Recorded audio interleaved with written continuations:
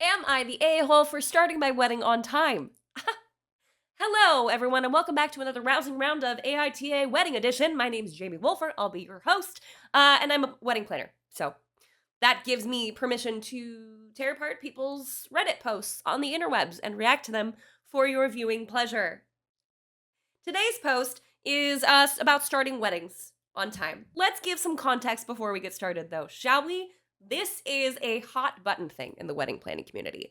There are two camps. There's camp, I'm gonna put a start time and then start 30 minutes later for all those late people. And then there's camp, I'm gonna put a start time and start at the start time.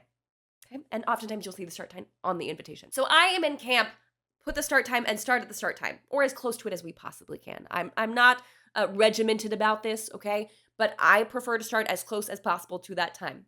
So let's have a little bit of story time for you so you can see the importance of why putting a start time and starting at the start time is very important in my opinion, okay? So the first guest for a wedding typically shows up 30 minutes before the invitation start time. That's the time you put on your invite and you send out to people starting at 4:30. First guests are usually ones that are like, I'm worried about parking. I want to make sure we get a good seat. I want to get there early. Like, we love those people. God bless them. They're so cute. They're there and they're like finest, hovering in the shade because it's really hot and they showed up too soon. But they're there and they're ready to party. As soon as the music starts, they're going to scurry to the seats they already have scoped out. Okay. So they're there. And at this particular wedding, I start to see people stroll in an hour before the ceremony start time that I was told. And I was like, oh, that's weird. It's a lot of people. And I'd done enough events at this time to know 30 minutes is like usually the earliest that people show up. So I was like, I don't know. Maybe these people are just really excited, you know? Maybe they were really worried about parking, even though it was at a national park and the parking lot was massive. But they didn't know that, right? Maybe there was just a whole collection of people that were worried about it. Come to find out, the couple had told everyone an invitation start time that was 30 minutes earlier than the invitation start time they told me. I hadn't seen their invitation. They did it all on their own. They sent it out all by their big boy selves. And then I had to deal with 100 plus people that were sitting around for 30 to 60 minutes in the hot California sun. So from that moment on, I went, no. Invitation start time is regular start time. And then I started doing videos on the internet and people are like, you don't understand how my culture works. People don't show up on time. And I'm like, okay, cool. But I still think you should start on time. There's my general thoughts on this. So, am I the a-hole for starting my wedding on time? Redditors say, no, you're not the a-hole, and I'm inclined to agree with you, okay? As long as we're not being a punk about it, I think starting on time is important because, again, we don't want 100 plus people sitting around waiting for something to happen when there's no food, no water, nothing to entertain them because bored guests leave early. There.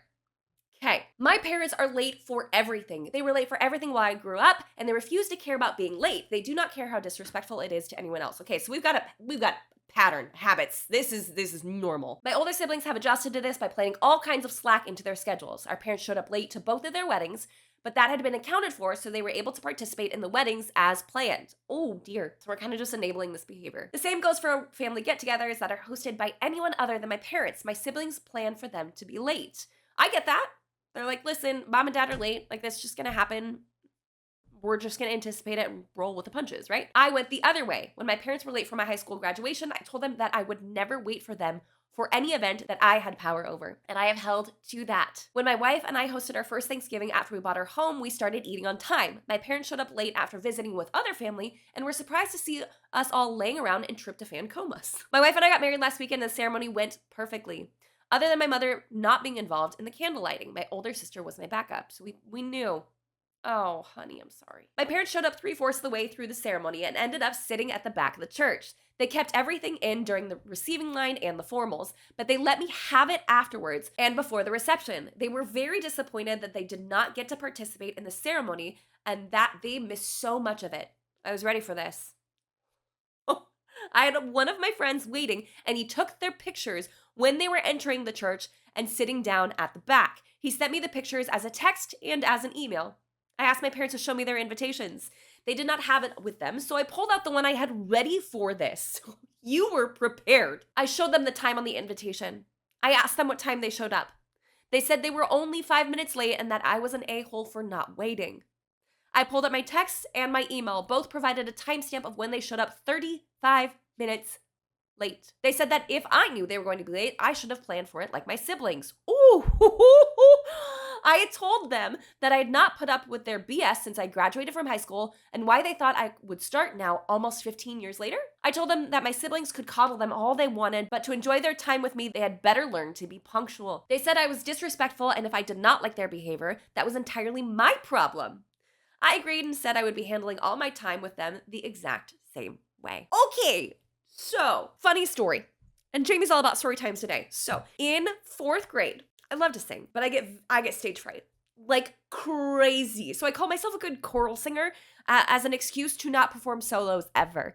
Okay, so 4th grade, I finally get up the courage to sing "The Boy Is Mine" with my best friend by Brandy and Monica. Okay, and I'm up there and I'm sweating buckets, y'all. I will never forget this day. I'm so nervous because all eyeballs are going to be on me, but I'm like, I'm bold and I'm trying. Little baby Jamie is trying. We get up there and the song starts playing, and we start singing, and she has her part, and then I go to sing my part, and my microphone's not working. My microphone is not working. And baby Jamie is like this close to tears. She didn't want to be there anyways. She knew this was going to happen, okay? She knew deep down that this was going to be a disaster, okay? And so best friend goes, "Here." And so we swap the microphone back and forth, and then when we're singing together, we like lean into it, but inside I am dying. So, song finishes, I leave stage, immediate tears. Okay, I'd like to think that I held it in long enough to actually leave the stage. I don't remember when the tears started, but go up to my parents in the back of the room. And they're like, "You did so great, sweetie." And I was like, "No, I didn't." And they're like, "No, it sounded perfect. You sounded so good." And I was like, "My microphone wasn't even working."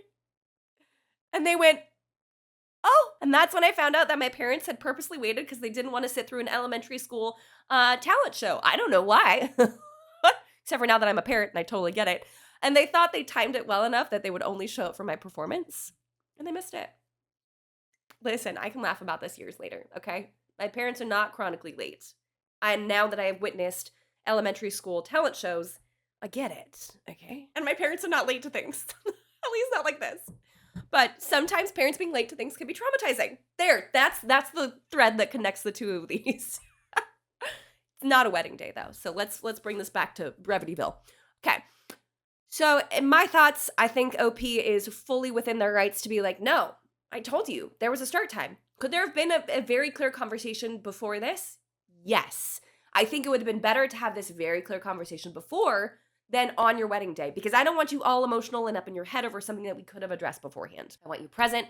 I want you enjoying yourself. I want you relaxed. I want everything to go as smoothly as possible. Again, my goal is for you to have a stress-free wedding day. That's why I created the master plan, an entire online program that I can work you through that explains every wedding planning detail in a simple way to understand in chronological order, yada, yada. I'm going to link it right here if you want to check it out. Thousands of people have gone through this program, and it is a game changer if you are planning your wedding without a wedding planner. That is what this is here for.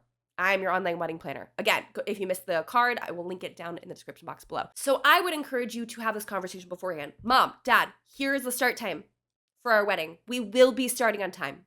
I know you are chronically late, okay? But I'm putting this boundary down.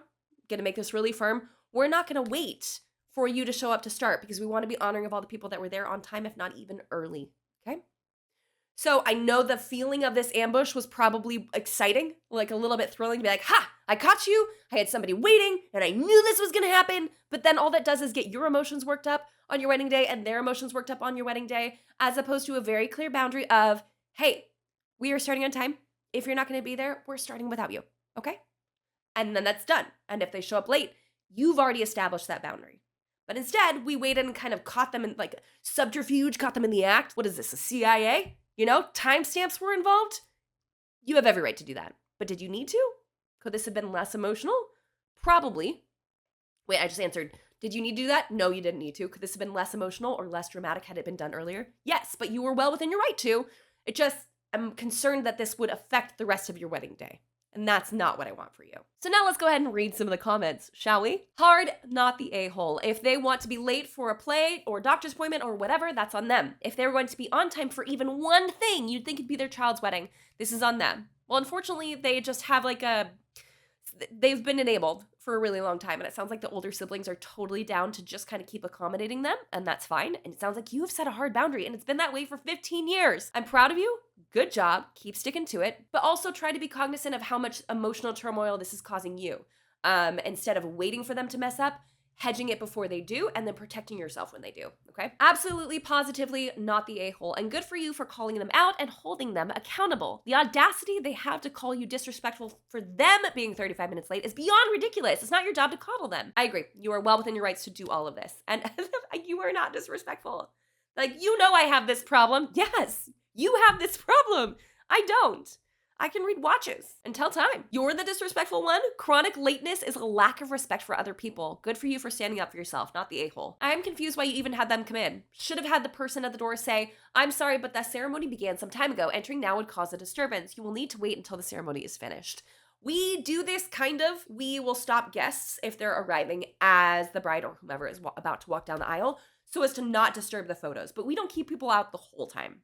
So I don't know, there is no person at the door in this scenario.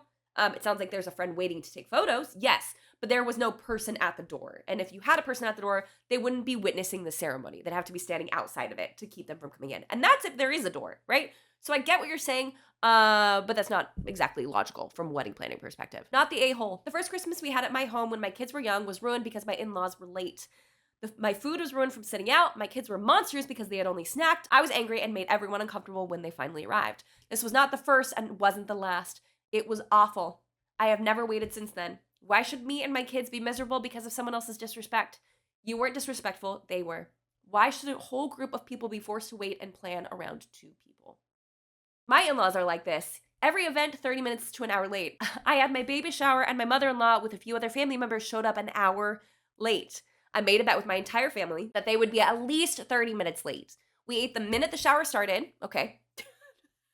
You didn't have to, but I get where you're coming from. Like, no. It started. It's time. Everyone get the food in your mouth. Let's go. Quick. And had literal scraps left over by the time they got there. She made a comment about the food, to which I retorted, if she would have gotten here on time, she could have eaten. Part of the bet with getting late is if she/other in-laws won the baby shower game, it would go directly to me instead. Oh, okay. This where it gets a little bit petty for me. Okay. Well, she won. My mom handed the prizes to me and she looked so confused. I let her know about the bet and the look on her face was priceless. That's not cool, in my opinion. That's publicly airing out some stuff that probably should be in a conversation privately. And y'all can disagree with me on this. I would never do that. Didn't say a word. Still has not changed her behavior. Hosted Thanksgiving on Sunday and showed up an hour late. We ate on time. No fudges were given over here. She can go pout all she wants. Husband has had many talks, but nothing sticks. The part that really stands out to me is that they lied so easily and so quickly. You knew they would, clearly. Yeah, it's so much more than like they're late. They're defensive about it. They become the victims of it. They try to make it your fault that they're late and that you didn't accommodate them. That shows much deeper behavior that needs to be unpacked. It seems to me like it's so much more than just being late. So I'd be more annoyed about the lying than the lateness. The lateness could be a partially neurological issue, though I don't think it is here. Oh, I'd never considered being late a neurological issue, but I digress. But the lying was 100% a deliberate choice and even more disrespectful than the lateness. I would not be inviting these people to future events, parents or not the a-hole. That's where things get a little bit messy, to just be like, I'm never inviting them to anything ever again because they're late. No, just continue to start on time. Hold that boundary. You don't have to end the relationship because they can't read a clock, right? Unless you get to the point where you feel like it's disrespectful enough to do so, I probably wouldn't be that bold. Not the a-hole. You were getting married and they were showing up 35 minutes late. It sounds like the kind of wedding where it would have made perfect sense for your parents to be there way before the start time too, to help with you getting ready or greet guests or whatever. Yes, we usually try to make sure family is there a little bit ahead of time because we will hold off on starting a ceremony if grandma's stuck in traffic and the couple's like, no, we need to wait for her. I'm like, okay, we're waiting. Or if the mother of the groom's not there and it's unusual, right? We will wait per the couple's request, which goes back to like what we were talking about earlier. I will start as on time as possible. If we're missing people or there's really bad traffic, of course we're going to flex with this. If we're only at 50% capacity, that means something's happening on a road out there and we're missing a lot of people. Of course, we're going to flex with the timeline, right? We just want to be honoring of, especially if there's a bulk of people that have showed up early, okay? But we do try to have parents show up a little bit early because they are VIPs, right? So we want them there if we're having photos beforehand. If not, doesn't really matter. We just want to make sure that they're there early because we do not want to start without them. Your parents probably do show up on time to other things like flights or their jobs. And if they don't, it's still on them to figure out a way to be on time. Yeah, you can't tell me that they're 35 minutes late to a flight, that they're 35 minutes late to their jobs. They know how to do this. They just choose not to. And they've clearly been enabled by other people in their lives to continue to do this. And I think you're well within your rights to say, no, not me, not my wedding day. The only issue I take with this is I have a feeling that this emotionally impacted you on your wedding day. That is hard to just be like, nope, cut it off, throw the emotion away, and return to your happy, smiling face. That's really hard. So that's the only reason I would want this conversation to happen beforehand. If you're watching this and there's someone in your life that you're worried this is going to happen with, or you're worried that your wedding is going to put that magnifying glass on this emotional issue or this relational problem, have the conversation ahead of time so you can be emotionally free on your wedding day to be present and have a blast. That's what I want for you. So I think we're all probably in agreement here that the parents are the a-holes and OP is not. However, if it was you on your wedding day, would you have confronted before or on the day of? Sometimes we don't know, right? But would you choose the day of to have an emotional confrontation with someone you love? Probably depends on the context, but I'd love to hear what you think in the comments down below. So that's what we have for this week's video, guys. Thank you so much for watching. If you like the AITA Reddit reaction videos, please jump down there, hit that like button. Let me know if you want me to keep doing these because I personally love them. It gives us something really, really interesting to talk about in a different context because wedding planning is not hard. It's the emotions, the finances, and the expectations that get in the way. But the actual event itself, super simple. And if you're struggling and you need some help planning your wedding, please come join me over in the master plan. I will break it down for you Barney style and show you just how simple wedding planning can be because you deserve a stress-free wedding day. If you missed a link earlier, it'll be down in the description box below, as well as a link to the original post if you would like to go check it out and read some of the comments yourself. Oh, and subscribe to this channel for more tips and tricks for the modern day bride. And until next week, bye guys!